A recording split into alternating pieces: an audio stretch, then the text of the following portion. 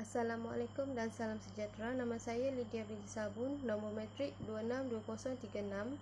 Hari ini saya akan mewakili kumpulan saya untuk membentangkan konsep-konsep kaunseling Islam dalam proses penamatan dan susulan. Okey, saya akan beralih kepada pengenalan terlebih dahulu tentang apakah itu ICBT. Okey, ICBT ini adalah satu kaunseling yang menggunakan strategi penyampaian yang merujuk kepada pemikiran Islam dan klien melalui proses kaunseling. So melalui ICBT ini kaunselor dan juga klien itu tidak perlu lagi untuk membuat kata-kata untuk diri sendiri, tetapi hanyalah merujuk kepada ayat Al-Quran dan hadis yang bersesuaian dengan situasi yang dihadapinya. Okey, seterusnya adalah penghargaan kendiri. Apakah itu penghargaan kendiri?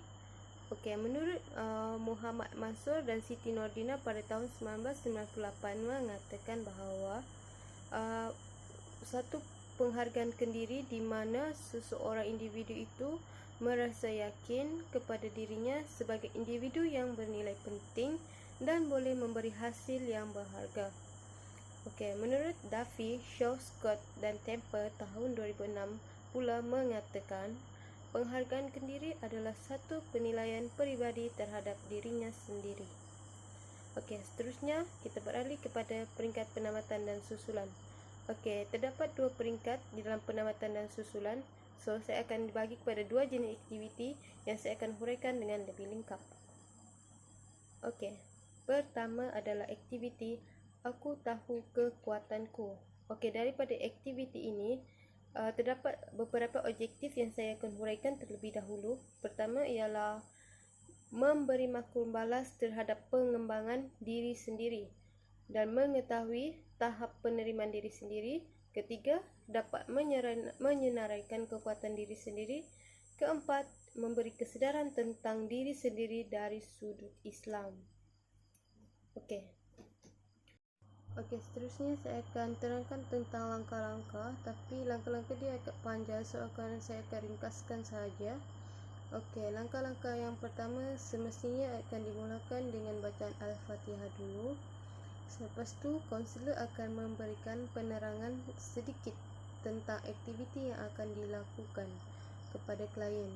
Selepas daripada itu, kaunselor akan memberikan kertas A4 dan pen berwarna kepada klien untuk tuliskan isu-isu apa yang dia menyebabkan klien tu kurang keyakinan pada diri sendiri. Dan selepas itu kaunselor akan memberikan lagi dia kertas A4 dan pen yang warna dia lain lagi untuk dia senaraikan pula apa kelebihan-kelebihan yang ada pada diri dia sendiri yang dia yakin dapat mencukupkan keyakinan dia supaya penghargaan diri dia itu dapat ditingkatkan. So, kaunselor juga akan memberikan kertas lagi dengan pen yang lain untuk klien untuk bertindak terhadap kaunseling apa yang dijalankan dan perasaannya. So, selepas itu aktiviti perlulah ditamatkan dengan tasbih kifarah dan suratul As. Okey, seterusnya adalah falsafah daripada aktiviti ini adalah untuk memberi kefahaman tentang penghargaan diri adalah penting dalam kehidupan seseorang, untuk dia berikan kesedaran bahawa penghargaan diri itu dapat membantu menghadapi cabaran hidup seseorang. So, saya akan terangkan tentang aktiviti yang dijalankan tadi. Aktiviti ini menerangkan tentang konsep keyakinan diri yang dapat ditingkatkan dengan penghargaan diri dalam mengaplikasikan agama Islam dalam mengembangkan penghargaan diri yang rendah. So, keyakinan diri itu adalah penting untuk menunjukkan kekuatan dan menutup kekurangan diri seseorang. Dan keyakinan diri itu dapat memberikan kekuatan kepada diri kita untuk menerima seadanya walau apapun keadaan diri sendiri pada situasi yang berbeza. Okey, seterusnya adalah penghargaan diri itu juga ada dibicarakan dalam Al-Quran. Okey, pertama adalah mengajar tentang kepercayaan monoteistik. Okey, Al-Quran juga mengatakan bahawa penghargaan diri itu dapat menyucikan jiwa dengan pelbagai ibadah, dan seterusnya dapat mengembangkan kepribadian dan menyempurnakan diri, serta dapat mewujudkan kebahagiaan untuk diri sendiri di dunia dan juga di akhirat.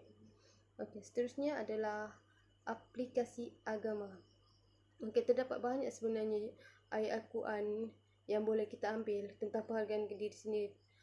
So di sini saya akan nyatakan beberapa contoh ayat Al-Quran seperti ayat surah Al-Baqarah ayat 155 hingga 156 yang bermaksud, demi sesungguhnya kami akan menguji kamu dengan sedikit perasaan takut kepada musuh, dengan merasai kelaparan, dengan berlakunya kekurangan diri, harta dan jiwa serta hasil tanaman. Okey, kefahaman kendiri ini boleh dicontohi, contohnya kalau kita dapat masalah kan, kita kena berfikir cara untuk menyelesaikan masalah tu dengan memajukan diri. So kita berfikir bahawa masalah tu adalah satu pengajaran untuk diri kita sendiri juga. So seterusnya adalah beberapa ucapan doa istimewa yang disebutkan oleh Nabi Musa. Nabi Musa AS berdoa dan berkata, "Wahai Tuhanku, lapangkanlah bagiku dadaku dan mudahkanlah bagiku tugasanku dan lepaskanlah simpulan dari lidahku supaya mereka faham tentang perkataanku." Itu adalah ucapan doa istimewa daripada Nabi Musa. Okey, kita beralih kepada aktiviti kedua, iaitu aktiviti yang dipanggil sebagai self-esteem. Okey, objektif daripada aktiviti kedua ini adalah untuk meningkatkan keyakinan terhadap diri sendiri. Kedua adalah mengetahui tahap penerimaan diri sendiri. Dan ketiga adalah kesedaran tentang diri sendiri dan sudut pandangan diri sendiri. Okey, seterusnya adalah falsafah daripada aktiviti ini. Okey, keyakinan diri itu adalah sifat yang mencerminkan kepribadian seorang Muslim dan Muslimat yang bertakwa kepada Allah Subhanahu Wa Taala. So Islam itu sebenarnya menitik beratkan aspek pemantapan penghargaan diri dan kekuatan akidah. Saya akan terangkan seterusnya saya akan terangkan tentang aktiviti kedua. Okey, aktiviti kedua ni seperti yang saya nyatakan tadi, dia lebih menekankan kepada penghargaan diri yang dapat mencuri bakat dan potensi pada diri seseorang. So, orang yang punya self-esteem ni lebih berkeyakinan untuk tampil dan bergaul dengan masyarakat. So, masyarakat di sekeliling akan mudah mendampinginya kerana sebab dia ada self-esteem. So, ada personality yang menarik. So, orang akan senanglah untuk bergaul dengan dia. Tapi kadang ada je orang yang macam kurang self-esteem ni, mungkin ada masalah daripada masa lampau dia seperti kurang kasih sayang dari keluarga dan sebagainya. So, interaksi sosial adalah penting untuk seseorang memajukan diri dia sendiri. Okey, seterusnya aplikasi agama daripada aktiviti kedua. Penghargaan diri adalah sesuatu yang penting dalam Islam untuk menunjukkan keimanannya kepada Allah Subhanahu Wa Taala. Dalam Islam itu menekankan bahawa seorang itu haruslah sentiasa bersyukur dengan nikmat yang diberikan Allah. So dengan dia sentiasa bersyukur, dia dapat meningkatkan penghargaan diri dia. So dia akan sentiasa beriman kepada Allah SWT. Tanpa perkara tersebut, seorang Muslim dan Muslim itu mungkin keimanan dia akan goyah kalau dia tak reti nak bersyukur. So Al-Quran itu sendiri merupakan satu rujukan utama yang menegaskan bahawa penghargaan diri adalah sesuatu yang penting untuk seseorang Muslim dan Muslimat. Okey, terdapat beberapa petikan ayat Al-Quran yang boleh saya bacakan di sini. Yang pertama daripada surah Ali Imran ayat 139 yang bermaksud, "Janganlah kamu bersikap lemah dan janganlah pula kamu bersedih hati, padahal kamulah orang-orang yang paling tinggi darjatnya, jika kamu orang-orang yang beriman." Okey, seterusnya saya akan bacakan juga ayat kedua, verse 30. "Sungguhnya orang-orang yang mengatakan, Tuhan kami ialah Allah, kemudian mereka meneguhkan pendirian mereka, Maka malaikat akan turun kepada mereka dengan mengatakan, janganlah kamu merasa takut dan janganlah kamu merasa sedih. Bergembiralah kamu dengan memperolehi syurga yang telah dijanjikan Allah Subhanahu Wa Taala.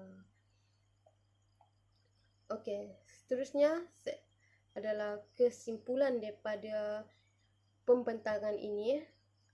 Okey, seperti yang saya katakan dari awal tadi lagi bahawa penghargaan kendiri adalah sesuatu yang sangat penting kepada seseorang.